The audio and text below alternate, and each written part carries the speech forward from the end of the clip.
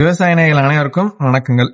So எல்லாமே பாத்தீங்கன்னா இப்ப வந்துற ஃபெர்டிலைசரா இருக்கட்டும் இல்ல பயோஸ்டிமுலண்டா இருக்கட்டும் எல்லாத்துலயும் பாத்தீங்கன்னா சிலிக்கா அப்படின்ற வார்த்தையை சேர்த்துட்டு இதை போட்டா சூப்பரா வருங்க, மகசூல் சூப்பரா இருக்கும், உங்க செடி நல்லா வளரும் அப்படின்னு சொல்லிக்கிட்டே இருக்காங்க. சோ இது எந்த அளவுக்கு உண்மை, இந்த சிலிக்கா எந்த அளவுக்கு தேவை, இதை வந்து பயன்படுத்தலாமா, நல்லதா அப்படின்ட்டு நிறைய விவசாயிகள் கேட்டுக்கிட்டே இருக்காங்க. சோ அதை பத்தி இந்த வீடியோல தெளிவா பாத்துடலாங்க. சிலிக்கான்றது பாத்தீங்கன்னா நீங்க அதுக்கு முன்னாடி பாத்தீங்கன்னா சிலிக் ஆக்சைன்றதை பாத்துடலாம். சிலிக் ஆக்சைன்றது ஒண்ணும் இல்லைங்க, மண்ணுதான். ஆமா, சிலிக் ஆக்சைன்றது டோட்டலி மண்ணுதான். பட் இதுல இருக்க இந்த சிலிக்கான்ற விஷயம் இருக்கு பாத்தீங்களா, அதுதான் நம்ம செடிகளுக்கு தேவை. ஆமாங்க. இப்போ உங்களுடைய நெல் பயிர் வந்து சாயுது, மடிஞ்சு போகுது, லார்ஜிங் எஃபெக்ட் இருக்கு அப்படின்னா இந்த சிலிக்கான்ற விஷயம் வந்து ரொம்ப ரொம்ப தேவைப்படுங்க.